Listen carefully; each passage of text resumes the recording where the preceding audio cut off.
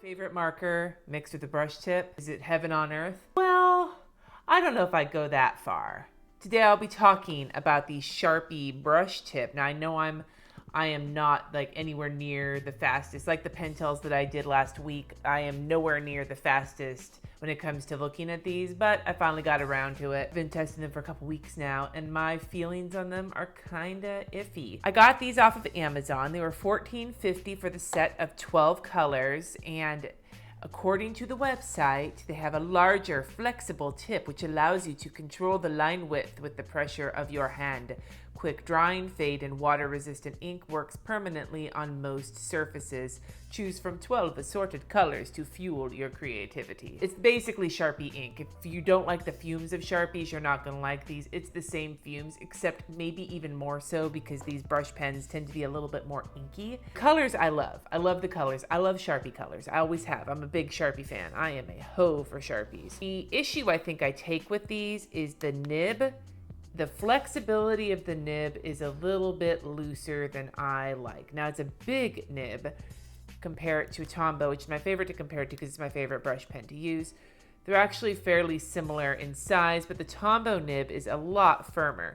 When you press down with the Tombow, you get a nice, good pressure and like even because it is so firm and yet loose. But the Sharpie pens, you can still get it, but it like, I don't know if I can show this here, but it bends really easily. Like it's very loose. And I've just found when I'm practicing, like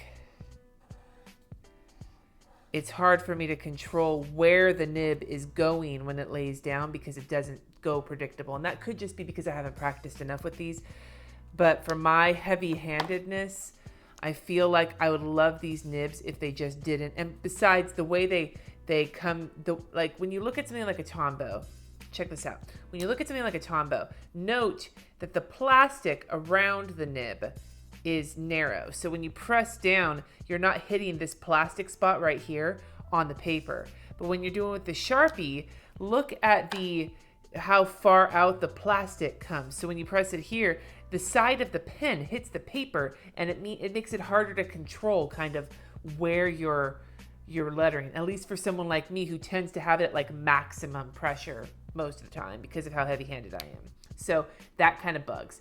I'm getting high on the fumes. I love the ink colors. They're very vibrant, very, very rich. They also love to bleed. That's on cardstock. That's a thing. But again, that's nothing new. If you're a Sharpie fan, you'll recognize this. And these colors are basically the same colors you can get with regular fine-tipped Sharpies anyway. I am going to show all the colors. I'm going to speed this puppy up. I'm going to write the colors. These are the colors I pulled off of the interwebs. So we'll see what color that says. I don't know.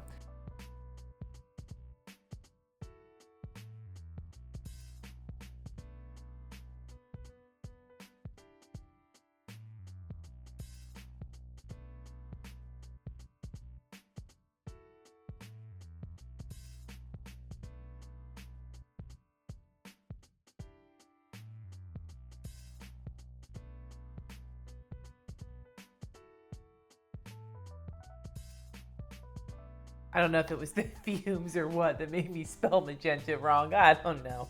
Anyway, like I said, these are gorgeous colors. I did notice that my red was a little bit dried out, and I think that might just be because I got a shitty pack because I never have that trouble with Sharpies. I think my favorite in the whole pack are my favorites in general from Sharpie, which are the magenta color and the turquoise. I think they're gorgeous. The fumes, whoo, the fumes. If you do not like the smell of alcohol markers or solvent-based markers, you probably at this point know Sharpies aren't going to be for you, but these puppies will make you high and then they'll make you cry.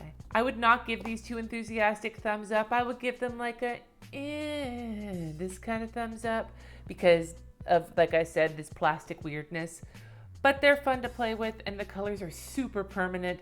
So they could work in some situations where a marker like a Tombow wouldn't because it's water-based. Like if you wanted to mark permanently on something but do a brush pen type stroke like on like plastic or laminate or something and have it be permanent, that could work really well. I don't know. You'll have to decide for yourself. Thank you for watching. Subscribe if you haven't already, and I will see you next time.